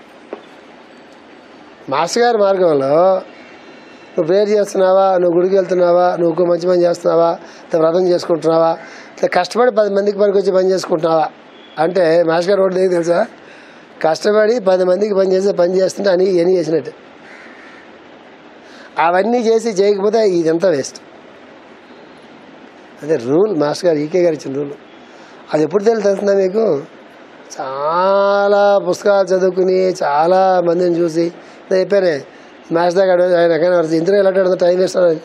అలాంటి వాళ్ళు చాలా మందిని కలిసి అలా మాస్టర్ గారి పక్కన మనం ఉండి అలాంటి సన్నివేశాలు మనం చూసి అలాంటి మనుషులు చూసి తర్వాత వాళ్ళని మనం చూసి చేస్తే అప్పుడు ఏం తెలుసు చివరికి ఫైనల్గా ఏం తెలుసు చనిపోయే ముందు మాస్టర్ గారు చెప్పారురా కష్టపడి పని చేసుకోరా, బుద్ధిగా ఉంటారా అని చెప్పారురా, అవి తిరిగాను రా, అది ఒక్కటిదా పని చేశాను అన్నట్టుగా ఉంటుంది. మాస్టర్ గారు ఈకే గారు ఇచ్చినట్టు వరం అది. మనకి పని చేసుకో, 2 కండిషన్స్ ఉన్నాయి. దానివల్ల నీకేం రాకూడదు, నీకేదో వస్తుందని ఆశించి పని చేయబాకు. మొదలు పెట్టిన రోజు నాడు ఎలాగైతే నేను పని చేస్తున్నావో అంతిమ క్షణం దాకా అదే స్ఫూర్తితో అదే స్పిరిట్తో పని. మధ్యలో బెసకనే దీన్ని మించిన కర్మబంధ విచ్ఛేదనం అనేది ఉండదు అసలు ప్రపంచం. అది నేను మీకు చెప్తే అర్థం కాదు, నాకు మహా చెప్తే అర్థం కాదు కాదు, నేను మీకు చెప్తే అర్థం కాదు. మీకు లోపు నుంచి ఎప్పుడోకప్పుడు పైకి రావాలి. అది వస్తుంది ఎప్పుడైనా తెలియదు, వస్తుంది ఎప్పుడో కూడా వస్తుంది. పాండరాజు అంతా వెలిగిపోతున్న టైంలో కుంతి అందరికీ భోజనాలు పెడుతుంది, అందరూ భోజనాలు చేస్తున్నారు. పాండరాజు హుషారుగా ఉన్నాడు, తపస్సు చేసుకున్నాడు. ఆయనకు తెలిసి శాపం చచ్చిపోతుంది తెలుసు ఆయనకి. అనేసాడు శాపంతో చనిపోతాను తెలిసినా కూడా ఏం చేశాడు ఆయన? ఎంతో తపస్సు చేశాడు. ఆ రకమైనటువంటి స్త్రీ తనకు ఒక స్త్రీ అనేటటువంటి ఒక అనుభవించే వ్యక్తి అనేటటువంటి భావన ఆయనలోంచి పుట్టుకుపోయింది. అసలు మొత్తం ఇద్దరు భార్యలు అనేటువంటి దృష్టి లేదు ఆయనకి అప్పుడు ఆ క్షణంలో. అలాగా వాళ్ళతో కూడా కూర్చుని ఒక ఇద్దరు ముగ్గురు సాధకులాగా యోగులాగా చేసుకుంటే అందరు ఋషులు ఎంతో పోగొడుతున్నారు. పాండు మహారాజు సాక్షాత్ దేవేంద్ర పదవికి అర్హుడుగా ఉన్నాడు పాండురాజు అంటే. కుంతి అందరికీ 5 పిల్లలు పెరిగి పెద్దవాళ్ళు అవుతున్నారు.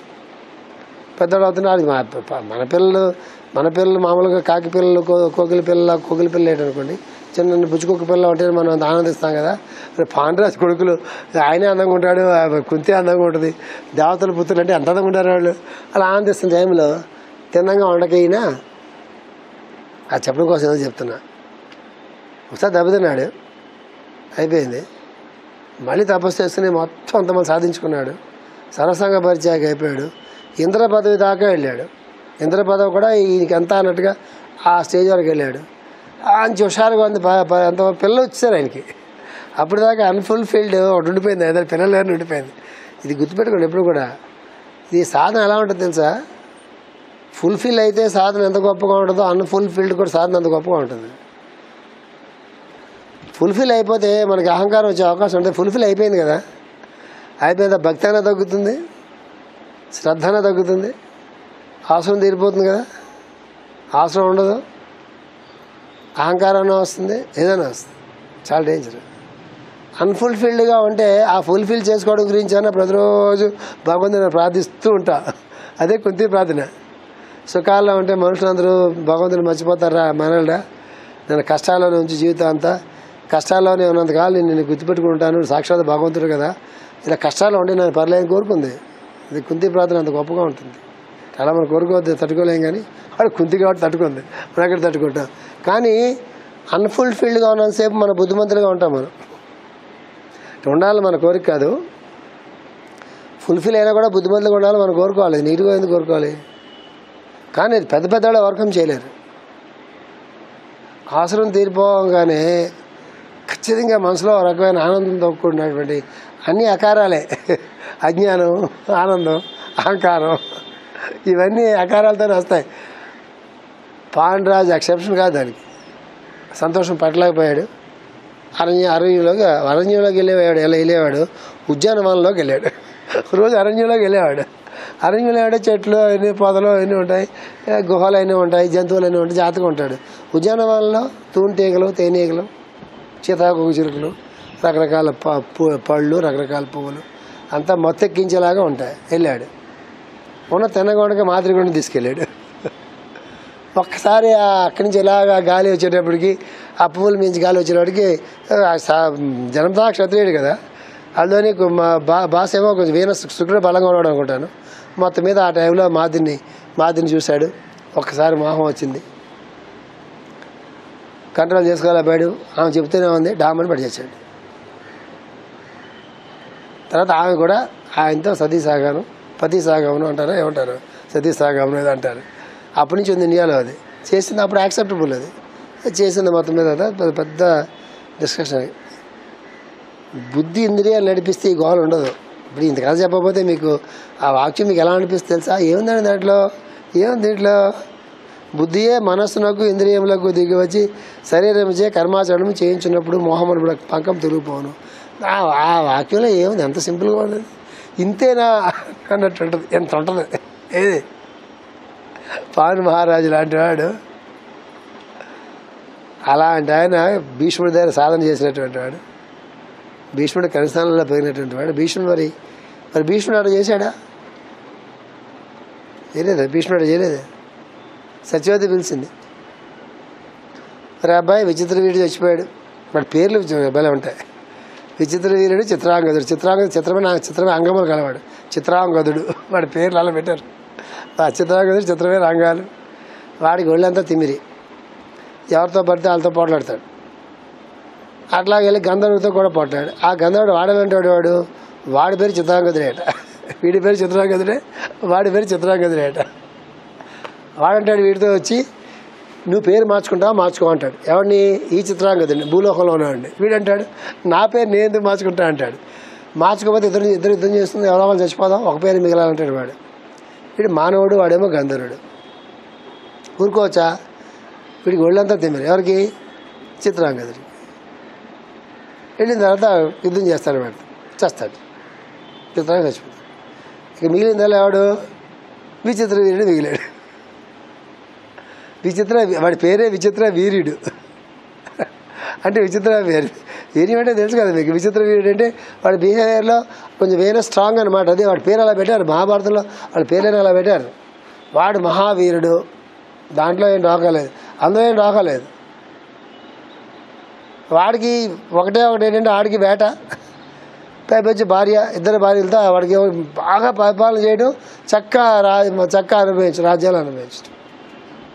రాజ్యంతో పాటుగా భార్యలు ఇద్దరు చక్కగా వాళ్ళతో ఆనందించడం. వాడికి ఏదో ప్రోగ్రామ్ అయిపోయింది వాడికి.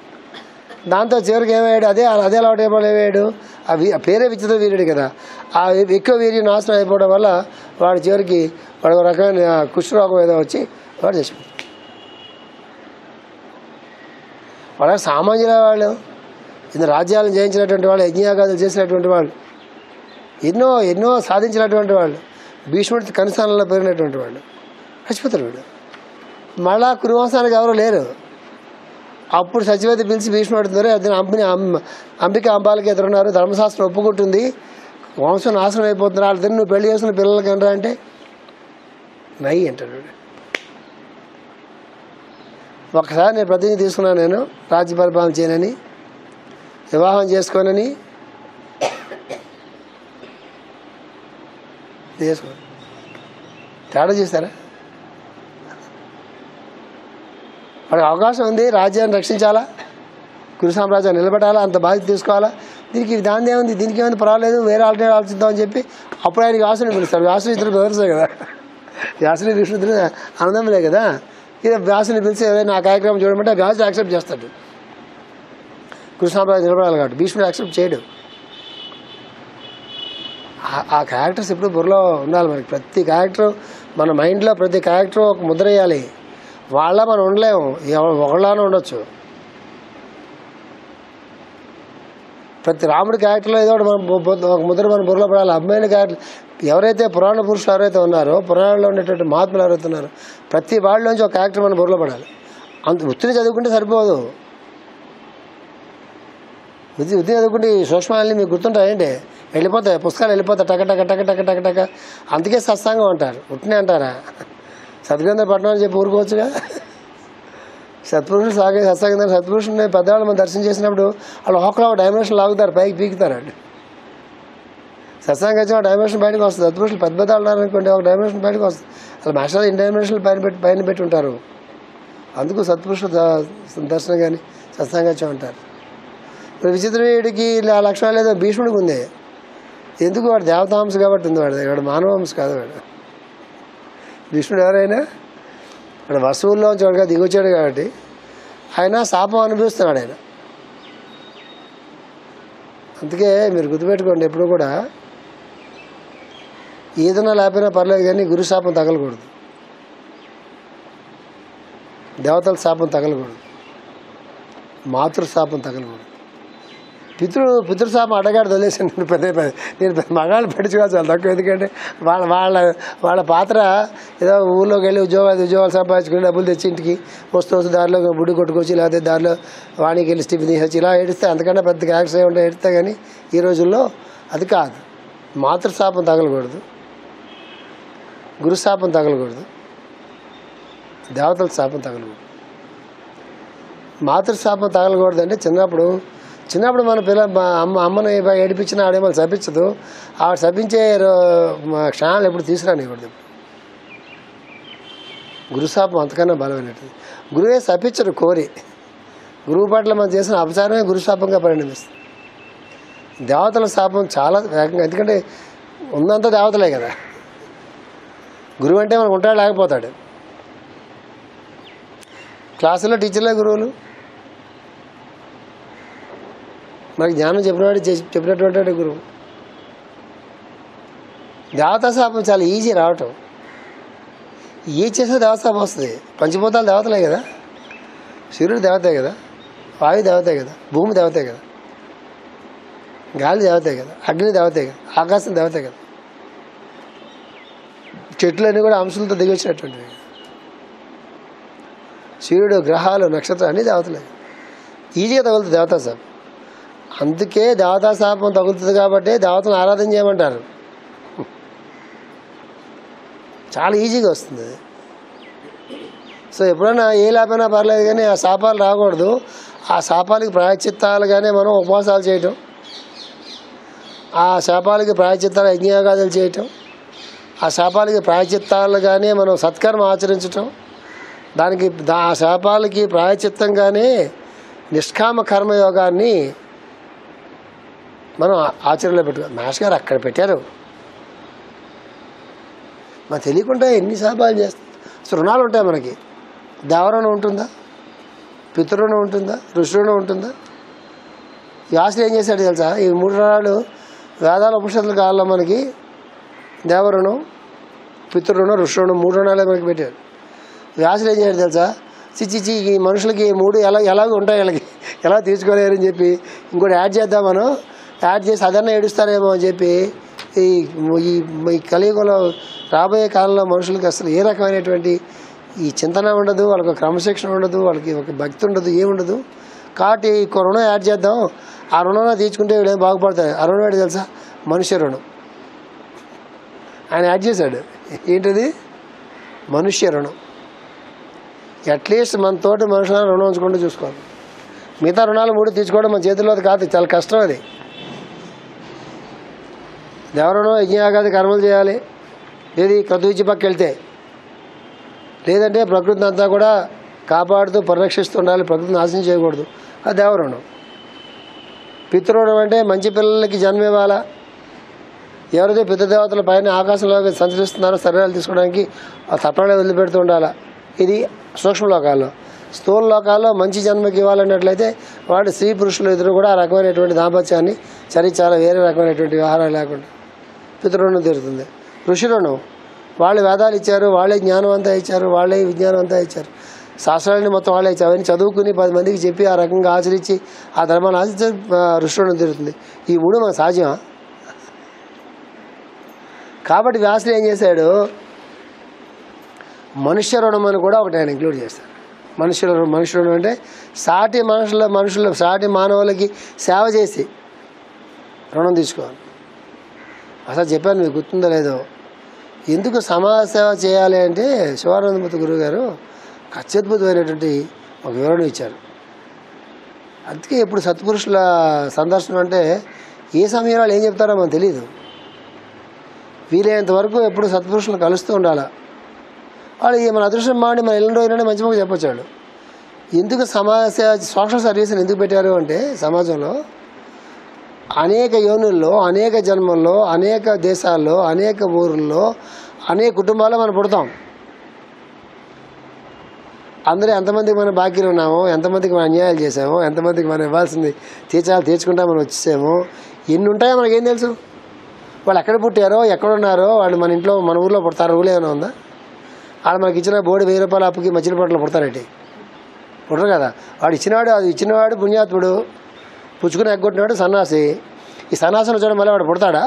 ఏది ఆ 1000 రూపాయలు బాకీ తీసుకోవడం గురించి వాడు పుట్ట కదా, పుడతాడా?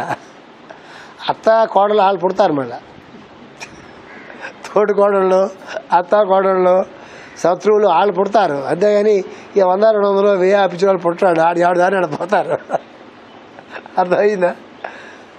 అందుకేం చేయాలి చెప్పారు తెలుసా ఆయన? ఈ మన చుట్టుపక్కల ఉన్న వాళ్ళు ఎంతమందిని మనం కలుస్తామో అంతమందిలో మన అప్పు తీసుకున్న వాళ్ళు ఉండొచ్చు, మన అప్పు ఇచ్చిన వాళ్ళు ఉండొచ్చు, మన శత్రువులు ఉండొచ్చు, మన మిత్రులు ఉండొచ్చు, మనకు సహాయపడ్డ వాళ్ళు ఉండొచ్చు, మన వాళ్ళు సహాయపడ్డ వాళ్ళు ఉండొచ్చు, ఎంతమంది అంతమంది ఎవరైనా కావచ్చు. మన భార్య ఉండొచ్చు, మన భర్త ఉండొచ్చు, మన పిల్లలు ఉండొచ్చు, మన అమ్మ ఉండొచ్చు, మన నాన్న ఉండొచ్చు, ఎవరైనా ఉండొచ్చు చుట్టుపక్కల ఉన్న వాళ్ళు, మనకు తెలియదు కదా. కాబట్టి అంతమందిని లిస్ట్ అవుట్ వేసుకుని భగవంతుడు వస్తువులు లిస్ట్ మంది ఇవ్వడు కదా, ఈనాడు బాకీ ఉన్నారు ఇవ్వడు కదా. కాబట్టి వీలైన మందికి నువ్వు సహాయం చేయి, వీలైన మందికి మంచి పనులు చేసి పెడుతూ ఉండు, వీలైన మందితో మంచిగా మాట్లాడుతూ ఉండు, వీలైన మందితో మంచి మాట సహాయం చేయి. నీకు ఏ సహాయం చేయగలదు అంతమంది సహాయం చేస్తే అక్కడ రహస్యం శ్రీకృష్ణుడు చెప్పింది, ఉపదేశం వాళ్ళ మహా చెప్పింది. అది సత్కర్మ చేస్తూ వాళ్ళని ఉద్ధరిస్తున్నావు అనుకోవద్దు, నువ్వు నిన్ను ఉద్ధరిస్తున్నావు అనుకో, వాడికి నువ్వు బాగా తెచ్చుకుంటున్నావు అనుకో గాడిది అని చెప్పకుండా ఆ ముక్కల వెనక అంత అంతరార్థాలు ఉంటాయి. ఒక్క ముక్క వెనక చెప్పుకుంటూ పోతే కొన్ని లక్షల పేజీల్లో వ్యాఖ్యానాలు అవుతాయి. మన అదృష్టమైన మాస్టర్ గారు చిన్న ముక్కలు అంటే అంచేత ఏంటి తెలుసా, చెప్పింది చెప్పినట్టుగా నోరు మూసుకుని చేయనేది ఒకటే సూత్రం. ఇక్కడ అర్థం చేసుకుని తర్కించుకుని దానికి వ్యాఖ్యానాలు పెట్టి అయిపెట్టి కాదు, చెప్పింది చెప్పినట్టుగా నోరు మూసుకుని చేయ బాగుంటుంది అని. దానికి వాళ్ళు ఏం పెట్టారు, సర్వధర్మాన్ని పరిత్యజ్య మాం ఏకం శరణం రజ అరణ్యా చింతయంతో మాం ఏ జన పరిచయపరుస్తుంది. 2 సూత్రాలు. ఈ ధర్మం ఆ ధర్మం కదా, ధర్మ సూక్ష్మాది, ఈ పాండ్ రాజు సంతమార ఎంత గోలంది నీకు ఎందుకు, చెప్పినట్టుగా చెయ్యి. అది భగవద్గీత, అది భాష్యం. ఇది సో కర్మాచరణము చేయించున్నప్పుడు మోహం అన్నప్పుడు పంకము తొలగిపోవును. పాండరాజు మోహం దగ్గరికి వెళ్ళా మనం. ఆయన శరీరం వదిలిపెట్టేదాకా ఆయన శరీరం వదిలిపెట్టే ముందు ఆయన తొలగిపోయిందేమో తెలియదు మరి. కానీ ఆయన ఆ ఋషికుమారుడు ఆయన శపించాడు, నువ్వు నరకానికి పోతామని శపించాడు. ఇన్ని యజ్ఞాలు చేసావు నాకు తెలుసు, నువ్వు ఎన్నో దానాలు చేసావు నాకు తెలుసు, అనవసరంగా జంతువులు కూడా చంపలేదు నువ్వు, అది కూడా నాకు తెలుసు. క్రూరమృగాలనే చంపావు ఇంతవరకు, అది కూడా నాకు తెలుసు. కానీ నన్ను కూడా చంపావు కాబట్టి దీనికి అన్యాయం చేయకుండా.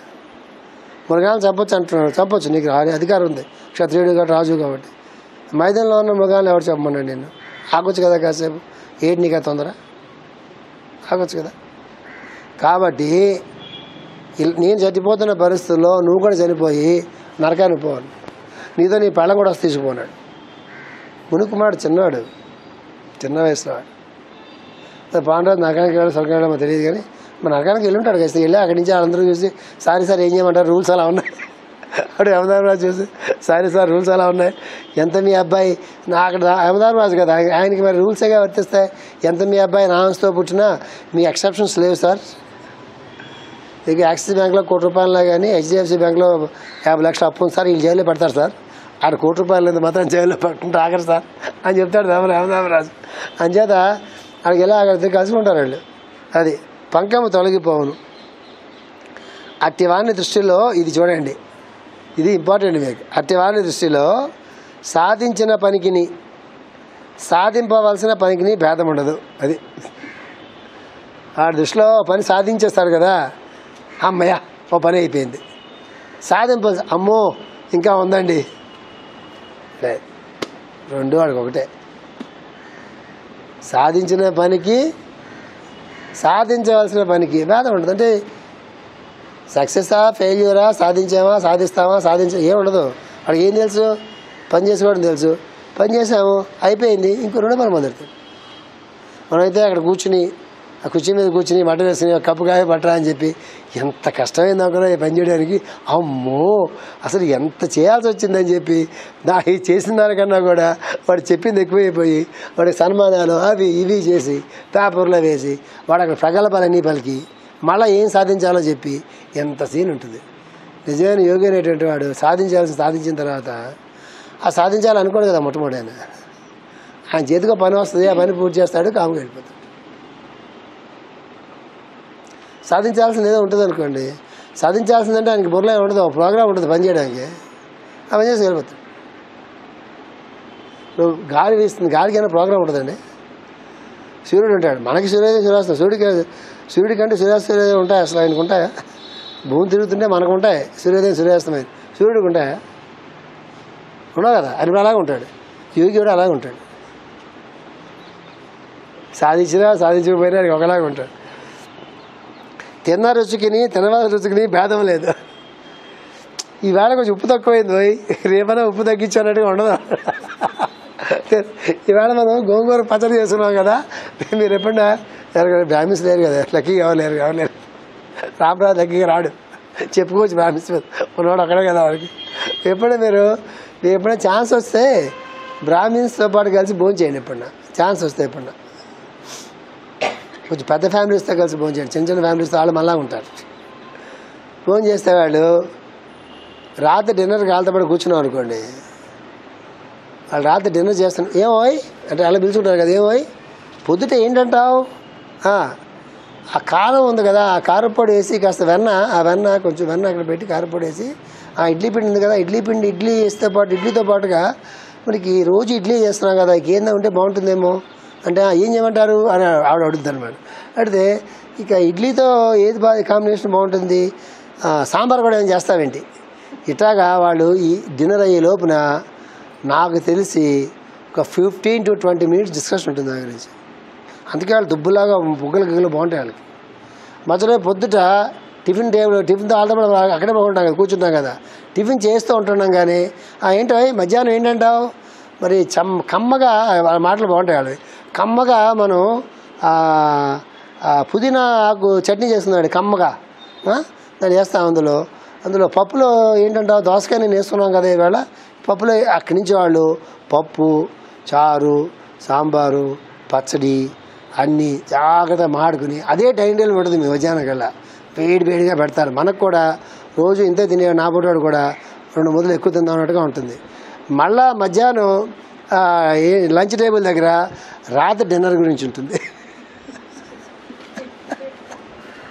అది ఖచ్చితంగా వాడు అసలు మీరు రామరాజు అంటే చెప్పున్నాడు, అవునవును చెప్పున్నాడు. అంటే మనవాడు కాదు కానీ మీరు కొంచెం బ్రాహ్మిన్స్లో ఆర్థడాక్స్ బ్రాహ్మిన్స్ కానీ కొంచెం బాగా డబ్బున్న వాళ్ళు బాగా తిండి పుష్టి అంటాం చూసారా, వాళ్ళకి వెళ్తే మీకు చక్కగా వాళ్ళ మాటలు, ఆ చిన్న యాక్సెంటు అంత బాగా కమ్మగా అలా ఉంటాయి, అవన్నీ బాగుంటాయి. ఈ యోగి అనేటువంటి వాడికి ఏముంటుంది, వాడు చెప్తున్నారు మాస్టర్ గారు, తినవలసిన రుచికిని భేదం, తిన్న రుచికిని తినవలసిన రుచిని భేదం లేదు. ఈ తిరిగి వాళ్ళు ఉన్నారనుకోండి, వాళ్ళు ఏమంటారు తెలుసా, ఏమండి మాస్టర్ గారు చెప్పింది బాగానే ఉంది, ఎక్కువ తినొద్దని చెప్పారు కానీ యోగంలో రుచిగా తినొద్దని చెప్పలేదు కదా అంటాడు. నాకు తిరిగి ఆ లాజిక్ తిరిగి ఉంటుందా, తిరిగే లేదు కదా. శుభ్రంగా రుచిగా శరీరం కూడా భాగమే కదండి మనలో. ఆ శరీరానికి కొంచెం శుచిగా ఆహారం పంపించామనుకోండి, సత్వగుణంగా ఉంటుంది కదా, మంచిదే కదా. మాస్టర్ గారు చెప్పింది అది కాదులేండి అని చెప్తారండి. నిజమే కదా, రుచిగా చేసుకోవద్దని లేదు కదా. నీ మాస్టర్ గారు చెప్తారు, దీనికి నీ కరెక్షన్ కూడా చెప్తారు మాస్టర్ గారు. వాళ్ళు ఎప్పుడూ వస్తుంది ఈ రుచి అంటే ఏంటి, శుచి అంటే ఏంటి, ఎక్కడ వాళ్ళు అక్కడ కొడతారు, ఒక చోట కొడతారు వాళ్ళ. ఎప్పుడూ ఆయన మాటలో మీకు వినిపిస్తా. అంతయు జ్ఞానమయమే ఎగును, పుట్టిన వానికి పుట్టవలసిన వానికి భేదం లేదు. పుట్టినవాడికి పుట్టవలసిన వానికి భేదం లేదు, చనిపోయిన వానికి చనిపోని వానికి భేదం లేదు. ఇది సహజం అసలు. మాస్టర్ శ్లోకంలో పెడితే అందులో ఏముండదు, భగవద్గీత శ్లోకంలో ఏదో చిన్న ముక్క చెప్తాడు ఆయన, చిన్న పదం చెప్తాడు, వాక్యం కూడా కాదు. చనిపోయిన వానికి చనిపోయిన వానికి భేదం లేదు.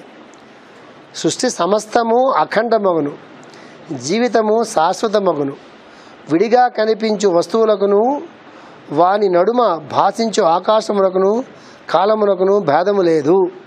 ఇది రాష్ట్రం ఇక్కడ చెప్పి మధ్యలో ఆపేసినట్టున్నా చూసుకోండి. ఇది బాగా ధ్యానం చేయాల్సినటువంటి విషయం. ఇది ఏంటి తెలుసండి, సృష్టి సమస్తము చనిపోయిన వానికి భేదము లేదు. సృష్టి సమస్తము అఖండమగును. సమస్తం సృష్టి అనేది మనం కూడా కలిపి అందులో ఉంటాం. అఖండం అంటే ఇక్కడ చచ్చిపోవడాలో పుట్టాలో, అఖండం అంటే మొత్తం ఎక్కడ ఖండం లేదు, అక్కడ పార్ట్ కాదు, మొత్తం అంతా హోల్ అన్నమాట. లేదు. జీవితము శాశ్వతమగును అంటే చనిపోవడం లేదు, పుట్టడం లేదంటే చనిపోవడం కూడా లేదు కదా. చనిపోయినా కూడా మళ్ళీ పుడతాడు వాడు. శాశ్వతమగును, విడిగా కనిపించే వస్తువులకును విడివిడిగా కనిపించే వస్తువులు వాని నడుమ భాషించు ఆకాశమునకును కాలమునకును భేదము లేదు.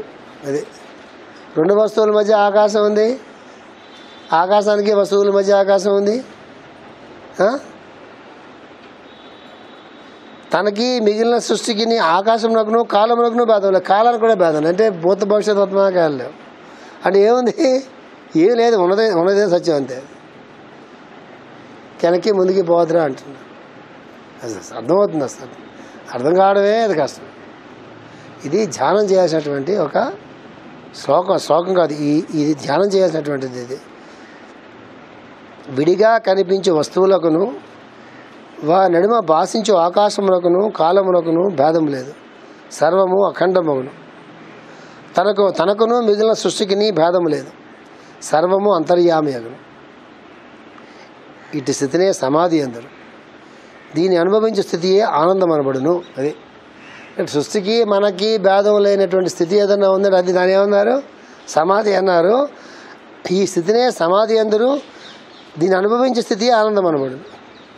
ఈ సమాధిని అనుభవించిన స్థితి ఏమంటారు? అంతవరకు మా ఆనందించే ఆనందాన్ని ఏమనాలి? సుఖం అనాలి, ఆనందం అనకూడదు. ఇది సుఖంగా ఉన్నారా అనాలి. ఆనందంగా ఉన్నారా అడిగితే ఉన్నాను సార్ నీ మొగన. అదే యోగి జీవితమునకు ఆనందము సహజ గుణము. యోగి సహజ, అట్లీస్ట్ మ్యాక్సిమం టైం ఆనందంగా ఉండడం కోసం ప్రయత్నం చేయాలి. యోగి జీవితంలో ఆనందము సహజ గుణము. ఇది సంతోషంగా ఉండడం కోసం ప్రయత్నం చేయాలి టు ది మ్యాక్సిమం ఎక్స్టెంట్. ఆనందం గురించి ఆనందం అనేది మనకు తెలియదు. ప్రేమ ఆనందం అంటాం కదా, ఎలా ఉంటాం మనకు తెలియదు. మనకు తెలిసిన ప్రేమ, మనకు తెలిసిన ఆనందం దేంతోనో దాంతో ముడిపెట్టుకుని ఉంటుంది. ఏదో ముడిపెట్టుకుని ఉంటుంది. ఆనందంతోనో ఐశ్వర్యంతోనో ఆ జరుగుతున్న పనులతోనో సక్సెస్తోనో ఫెయిల్యూర్తోనో దేంతోనో దాంతో ముడిపెట్టుకుంటుంది. మన సక్సెస్తోనే పక్కాడ ఫెయిల్యూర్తోనే రెండు చోట్ల మనకు ఆనందం కలుగుతుంది. ఆనందం కాదు అది. అదవుతుందా? అది యోగి జీవితంలో ఆనందము సహజగుణము.